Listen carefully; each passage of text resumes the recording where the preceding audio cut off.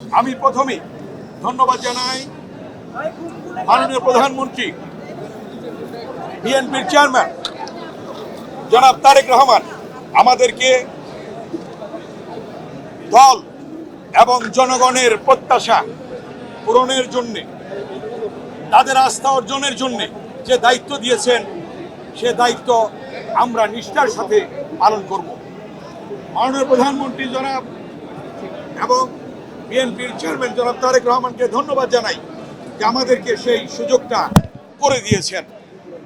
আজকে আপনারা জানেন শহীদ রাষ্ট্রপতি জিয়াউর রহমান এদেশকে একটি আধুনিক বাংলাদেশ হিসাবে গড়ে তোলার জন্য একদলীয় শাসন থেকে বহুদলীয় গণতন্ত্রে পদার্পণ করেছিলেন শহীদ রাষ্ট্রপতি জিয়াউর রহমান।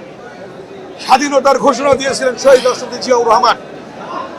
গণতন্ত্র পুনরুদ্ধার করেছেন তিনবারের প্রধানমন্ত্রী বিএনপির চেয়ারম্যান দেশনেত্রী বেগম খালেদা জিয়া।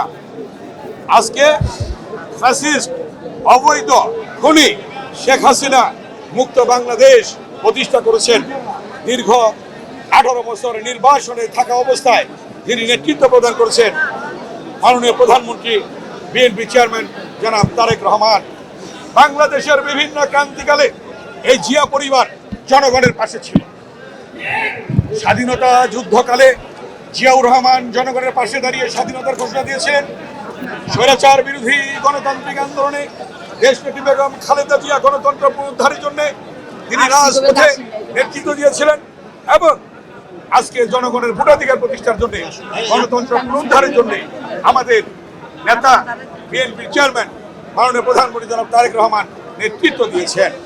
আজকে মাননীয় প্রধানমন্ত্রী জনাব তারেক রহমান নির্বাচনের পূর্বে যে প্রতিশ্রুতি ব্যক্ত করেছিলেন, ফ্যামিলি কার্ড, কৃষক কার্ড, মসজিদের ইমাম, মুয়াজ্জিন, খতিব, পুরোহিতদের জন্য সম্মানী ভাতা, খাল খনন কর্মসূচি এবং জনকল্যাণকর সমস্ত কর্মসূচি তিনি একটার পর একটা বাস্তবায়ন করছেন এবং জনগণের প্রত্যাশা পূরণ করছেন। অনার্স পর্যন্ত দেশনেত্রী বেগম খালেদা জিয়া ইন্টারমিডিয়েট পর্যন্ত ছাত্রীদের উপবৃত্তি দিয়েছিলেন।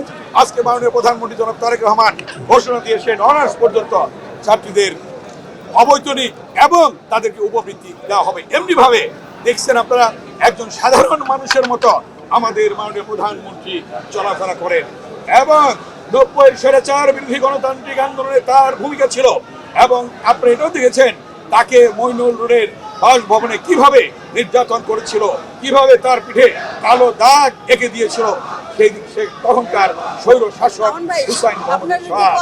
সেদিন যেভাবে সাহসিকতার সাথে আমাদেরকে পথ দেখিয়েছিলেন, আজকেও তিনি দেশ গঠনে, দেশের জনকল্যাণে তিনি পথ দেখাচ্ছেন।